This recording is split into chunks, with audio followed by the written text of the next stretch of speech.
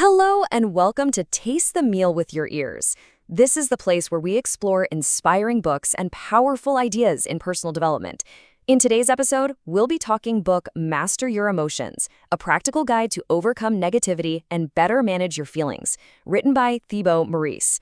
In this episode, we'll dive into Chapter 1, titled How Your Survival Mechanism Affects Your Emotions. So let me ask you something.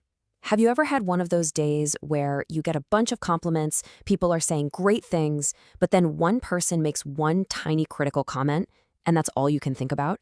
That one little thing just sticks in your brain and ruins the whole day? Why does our mind do that? Well, it turns out the answer is buried deep in our evolutionary past. The key to understanding this is to realize that our brain is running on some seriously old software. I'm talking about its most basic operating system, the survival program. And here's the kicker. This program, this ancient code, it wasn't designed to make you happy. Nope. It was built for something way more fundamental. Now, I know that might sound a little bleak, but stick with me because it's a game-changing piece of information. Our brain's default setting is not joy. It's not contentment. Its main job is actually a lot more serious. That's it. Job number one, above everything else, is simply to keep you alive. Just think about it for a second. Every single one of your ancestors managed to survive in a world filled with real, life-threatening dangers long enough to pass on their genes. Their brains evolved to be hypersensitive threat detectors, constantly scanning for what could go wrong. And guess what? We inherited that exact same hardware. And this constant scanning for danger creates this little quirk in our minds called the negativity bias. Basically, our brain treats bad news like it's Velcro. It just sticks. Meanwhile, good news is like Teflon. It just slides right off.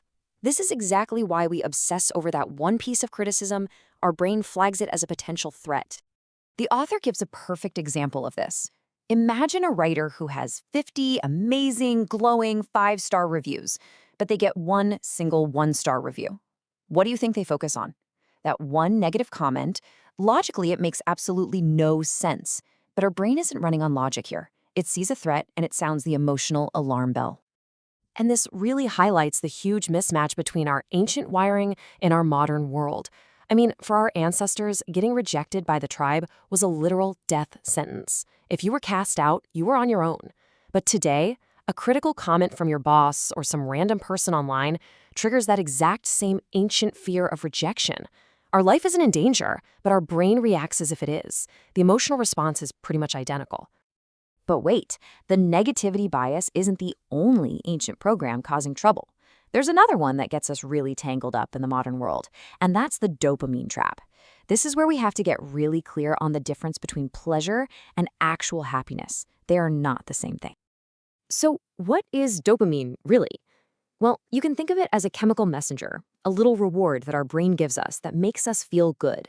And from an evolutionary standpoint, this was genius.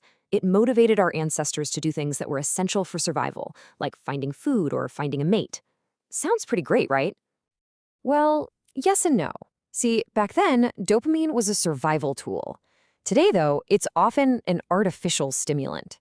That little buzz you get from a new like on your photo or a notification on your phone, that's your ancient reward system being hijacked. It's designed to keep you scrolling, clicking, and coming back for more. And to really get how powerful this is, check this out. In one study, people were given a button that let them stimulate their brain's pleasure centers directly. On average, they chose to press that button 40 times per minute. They even chose the stimulation over food when they were hungry. That's how powerful that drive for pleasure really is. And here's the real trap. We can become addicted to these easy, constant shots of dopamine. We start chasing these fleeting little highs, and we start to mistake that feeling for genuine happiness. But this endless chase, it actually leaves us feeling more empty and can even lead to some really serious addictions. This whole dopamine chase leads us right into our third big mental trap, what I call the happily ever after myth. We've all done this. We tell ourselves things like, oh, I'll be happy when I get that promotion, or when I finally buy that house. We're basically programmed to believe that some future achievement is going to be the key that unlocks permanent happiness. But science has a name for why this is just a fantasy. It's called hedonic adaptation. It's basically our brain's natural ability to get used to new things, whether they're good or bad.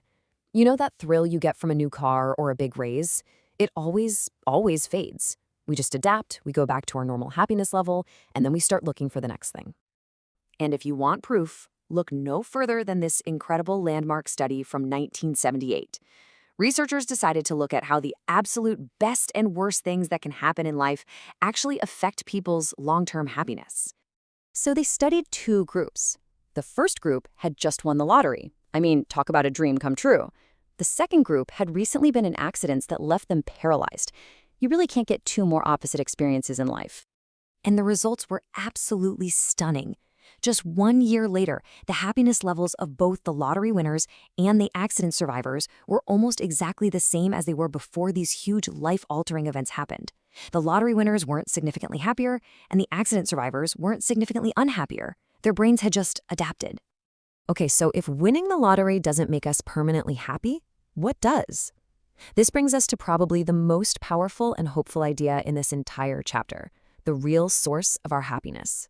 And it's all explained by something called the 50-40-10 rule. Research has broken it all down for us. About 50% of our happiness level is just genetic. It's kind of like a set point we're born with. Then there's a surprisingly small 10% that's based on our external circumstances. Our job, how much money we make, our relationship status. But that leaves a massive 40% that is determined entirely by our internal state, our thoughts, our attitude, the things we choose to do. And this, right here, is the central lesson. You have direct control over almost half of your own happiness. How you think and what you do has 4 times more impact on your well-being than what happens to you.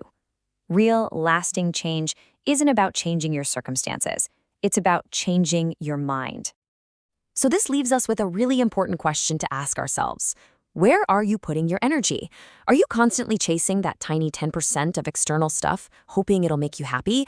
Or are you putting in the work on the massive 40% that you have complete and total control over? See you for the next episode, where we will explore the chapter 2, titled, What is Ego? Thank you for listening. If you enjoyed this episode, don't forget to subscribe, like the video, and share your thoughts in the comments. Your support truly encourages us to keep creating more inspiring content for you.